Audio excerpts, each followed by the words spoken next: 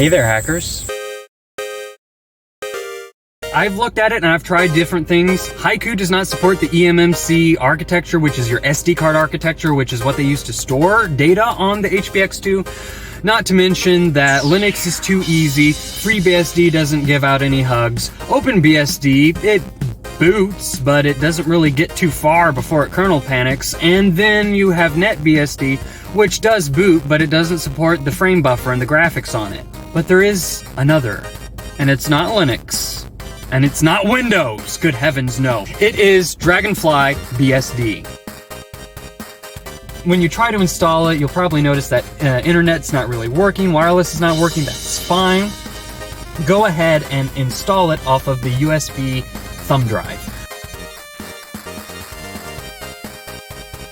Once it is installed and you boot into it, go ahead and keep that USB drive handy, because you'll notice again, the internet will not work.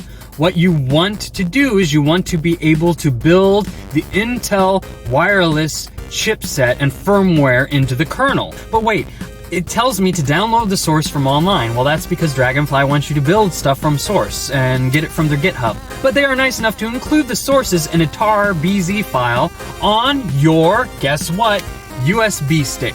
Take it, mount it in, then navigate to the USB stick's user source directory. You will be able to find the kernel file. You want to take that kernel file and you want to copy it over, or rather extract it all to your /user/source directory. You're going to be editing your kernel configuration, and go ahead and do make native kernel with your kernconf equal to the name of the custom kernel configuration file you made. Then do make install kernel, the kernconf to your kernel file. It should be able to boot back up. You can always use the O option to boot to the old kernel if this new one somehow screws up and doesn't work.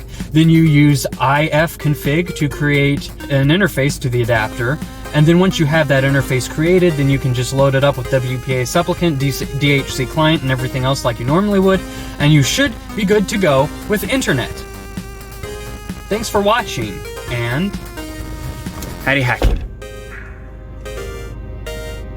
And now for the icing on the cake.